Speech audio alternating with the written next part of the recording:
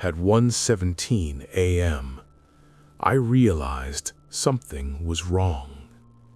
Not because someone attacked me, not because I saw a weapon, not because I was chased, but because the car behind me had followed me for over 2 hours without ever needing directions. Same speed, same turns, same silence. That's when I understood whoever was behind me wasn't lost, and they weren't leaving.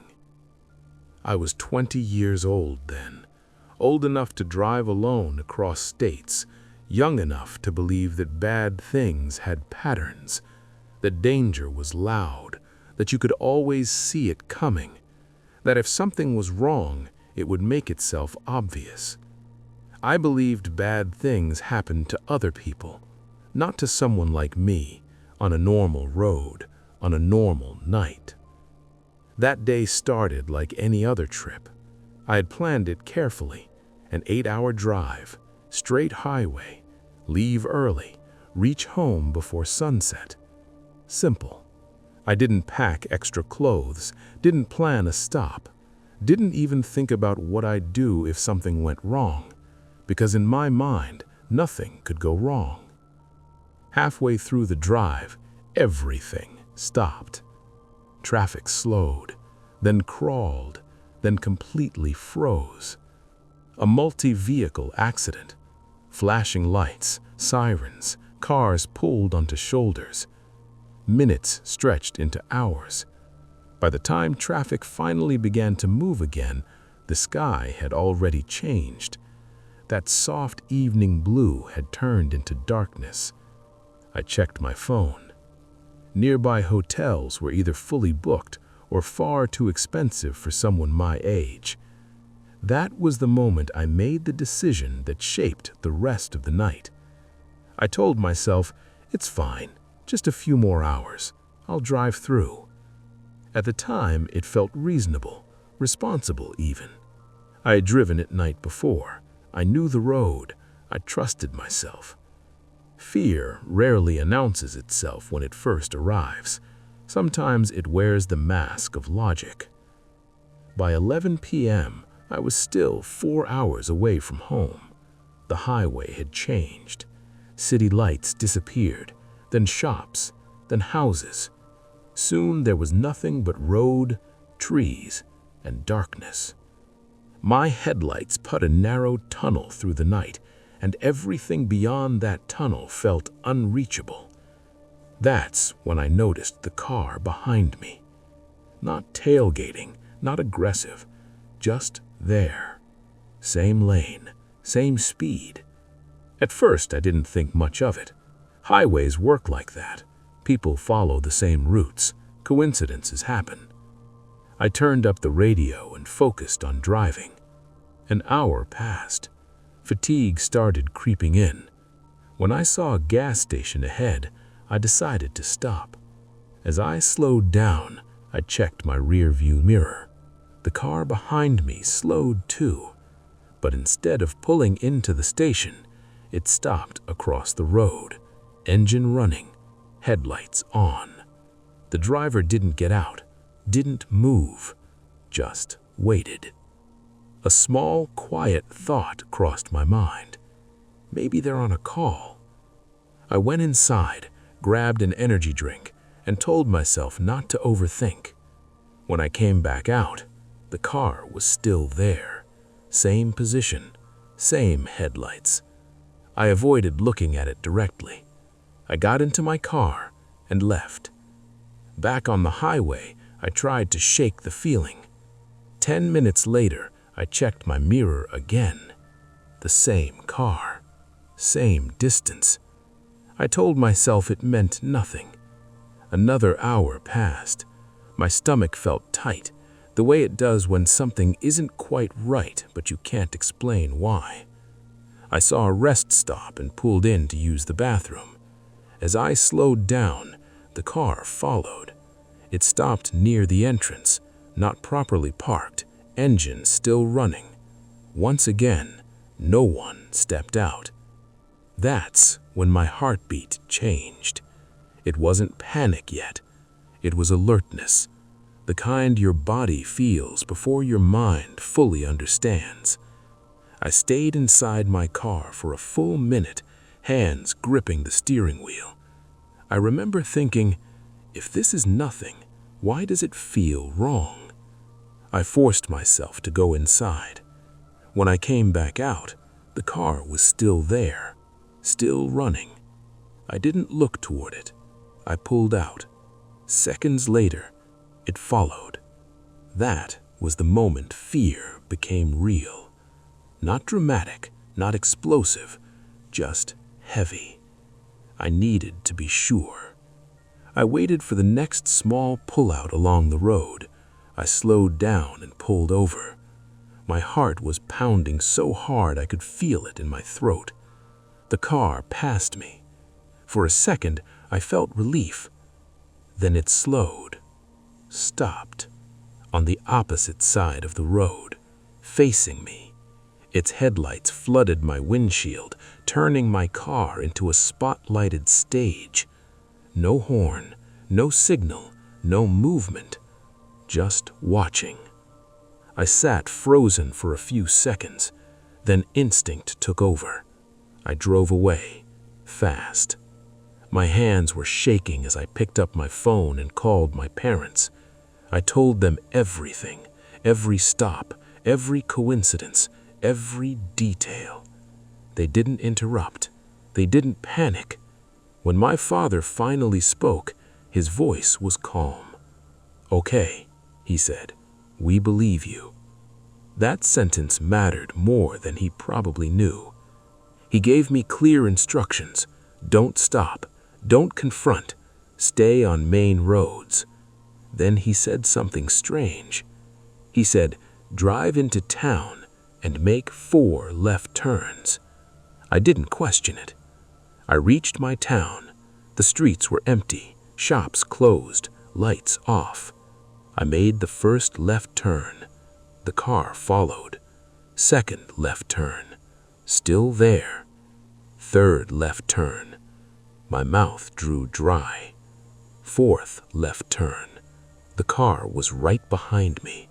No more doubt, no more explanations. Someone was following me. My father's voice stayed steady. "Drive to the police station now." I did. I didn't speed. I didn't slow down. Every signal, every turn, the car stayed behind me. Then I turned into the police station parking lot, and suddenly, the car accelerated hard. Tires screeched. It shot past the entrance and disappeared into the night faster than I thought possible. Gone. I sat inside the station for almost an hour. I gave my statement. Patrol cars were sent out. Nothing came of it. No license plate, no clear description, just nothing. Before I left, the officer looked at me and said, "You did the right thing." But that didn't bring comfort, because questions stayed behind. Who was that person? Why me? What were they waiting for? A mistake? A stop? A moment of weakness? I still don't know. And that's what scares me most.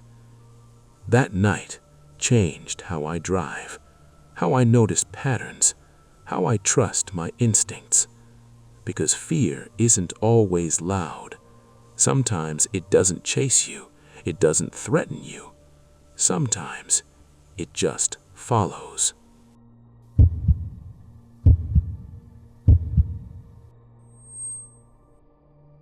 Some mistakes don't feel dangerous when you're making them.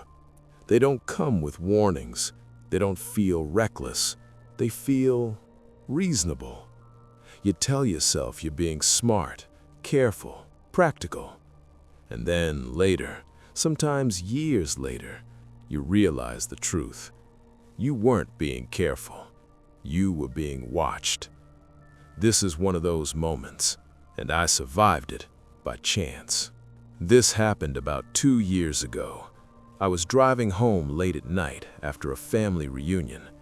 It had been a long day, too much talking, Too much noise, too little rest.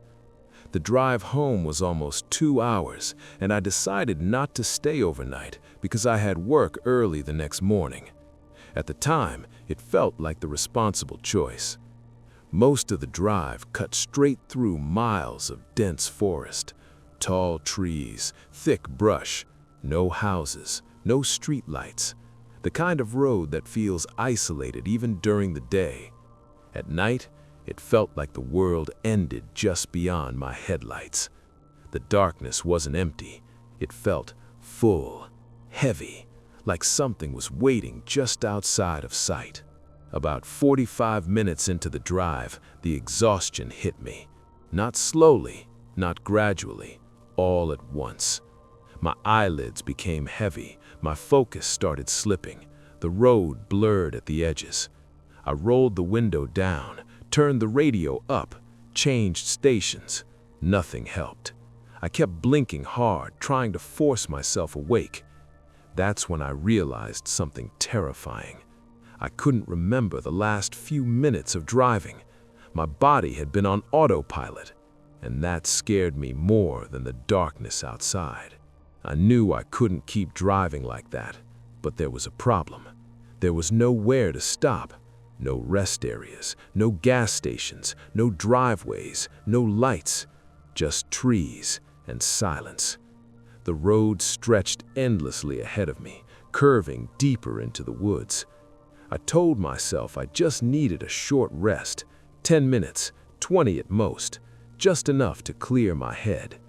That thought was my mistake. I eased the car onto the shoulder and slowly rolled onto the grass. I stopped behind a thick cluster of bushes, positioning the car so it wouldn't be obvious from the road. Cars still passed occasionally, their headlights flashing through the trees like brief warnings. I checked the time, 11:22 p.m. I remember thinking how quiet everything felt. Too quiet. I leaned the seat back, took a deep breath, closed my eyes, and fell asleep. I don't know how long I slept before the sound woke me. A slow, deliberate scratching noise. Not loud, not frantic, careful, like something testing the surface of my car. My eyes snapped open, my heart jumped. I checked the clock, 11:50 p.m. The sound stopped. I sat there frozen, listening. Nothing. I told myself it was an animal, it had to be, but something about the sound felt intentional. Still, exhaustion won. I closed my eyes again. The second time. The scratching came back harder, longer, closer. Scratch, pause, scratch. I checked the time, 12:40 p.m. My heart was pounding now. Animals don't behave like this. They don't return after nearly an hour. Slowly, I raised my head and looked into the rearview mirror, and for a fraction of a second, I saw movement. A tall, dark shape retreating into the trees. It didn't run like an animal. It ran like it knew it had been seen. Every story I'd ever heard about isolated roads flooded my mind. I didn't wait. I started the engine and pulled back onto the road. My hands were shaking. My breathing was shallow. I kept checking the mirrors. Nothing followed me, but I didn't feel alone. Less than 100 yards ahead, the road curved sharply. As I rounded the bend, my headlights caught something. A car, parked at an angle on the shoulder. The driver's side door wide open. I slowed just enough to look inside. Empty. No keys, no person, no movement. It felt staged, like bait. I glanced into my rearview mirror. Nothing. Then suddenly, a man burst around the corner, running full speed towards my car. He was shouting, waving his arms. His movements were frantic, desperate, but something about him felt wrong. Every instinct in my body screamed danger. I didn't stop. I accelerated, and I never looked back. I drove until the road changed, until there were lights, buildings, other people. Only then did my body relax. To this day, I don't know who that man was. I don't know what he wanted, and I don't know what was scratching my car. But I've replayed it all 1,000 times, and I know this: if I had stopped again, I wouldn't be telling this story. Some places are empty for a reason. Some roads don't want you to linger, and some mistakes you only survive once. If you're ever tired on a deserted road, don't stop. Keep driving.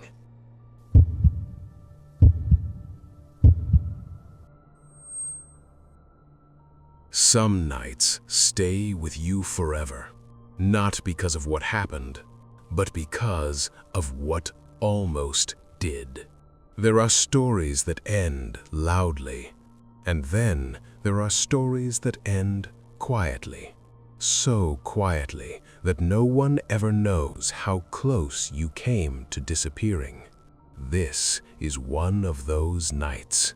Everything started on a road in the middle of nowhere. The Drive. I was driving back home after visiting my boyfriend at his college. Nothing reckless, nothing unusual. I'd done this drive before. About 3 hours, mostly straight roads, mostly empty. An expressway cutting through rural land, fields, trees, darkness that felt endless. No houses, no streetlights, no signs of life, just road. It was late, not late night late. It was the kind of late when the world feels shut down. A friend was with me. She'd been drinking earlier, not out of control, just enough to be careless. By the time we reached the highway, she was already asleep, head against the window, breathing slow, which meant there was no conversation, no radio, just the sound of tires on asphalt. And my thoughts. The road felt longer than usual, like it wasn't moving forward, like the darkness kept repeating itself. Isolation.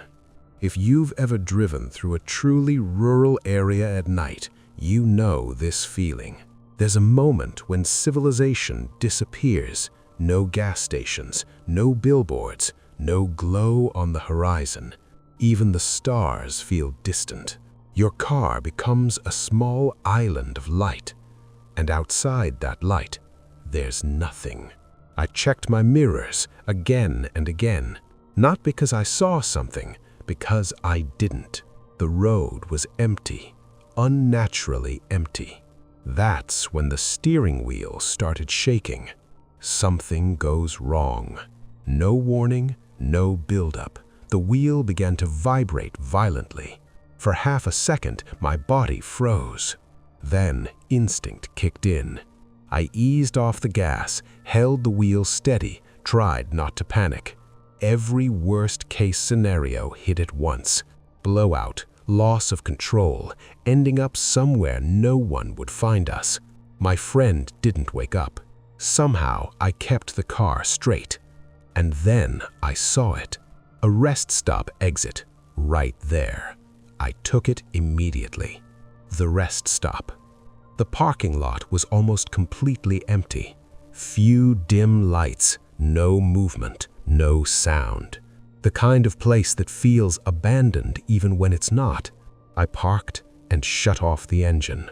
For a moment, I just sat there, listening. Nothing. I got out to check the car. The tire. The tire was nearly flat, not destroyed, just slowly collapsing. I opened the trunk, pulled out the spare and the jack. My hands were shaking, adrenaline, not fear. Cell phones existed back then, but service didn't always exist. I checked my phone, 1 bar, then none. That's when I noticed movement. The first 2 men. They came from another part of the rest stop, a part I hadn't been looking at. I hadn't seen them arrive. They didn't rush, they didn't wave. They asked if I needed help. Their voices sounded normal, friendly. I told myself I was being paranoid. It was late, I was alone. Changing a tire isn't easy. So I said yes. They started helping, but almost immediately something felt off. They used the wrong tools, did the steps out of order. They looked unsure. Minutes passed, nothing changed. It felt like they weren't trying to fix the tire. It felt like they were killing time. Fear set in. I tried to politely tell them I'd handle it. That's when my friend opened the car door. She stepped out, drunk, smiling, talking too much. My stomach dropped. I rushed to get her back inside, apologizing, laughing nervously, but my hands were shaking now. This wasn't inconvenience anymore. This was fear. Something changes. Out of the corner of my eye, I saw headlights. A car pulling out from a dark corner of the parking lot. I hadn't known it was there. 2 men stepped out, and before they reached us, the first 2 men panicked. Their energy changed instantly. They didn't argue, they didn't explain. They ran to their car and drove off, fast. The silent helpers. The 2 new men walked over. They didn't smile, they didn't introduce themselves, they didn't ask questions. They went straight to work, efficient, confident, silent. Every movement precise. They changed the tire quickly, like they'd done it 100 times before. No one spoke, and strangely, that silence felt safer.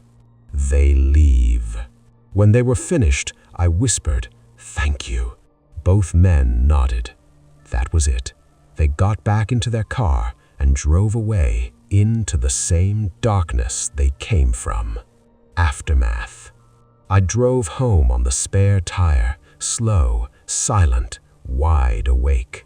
It's been more than 20 years, and I still think about that night. Who were those men?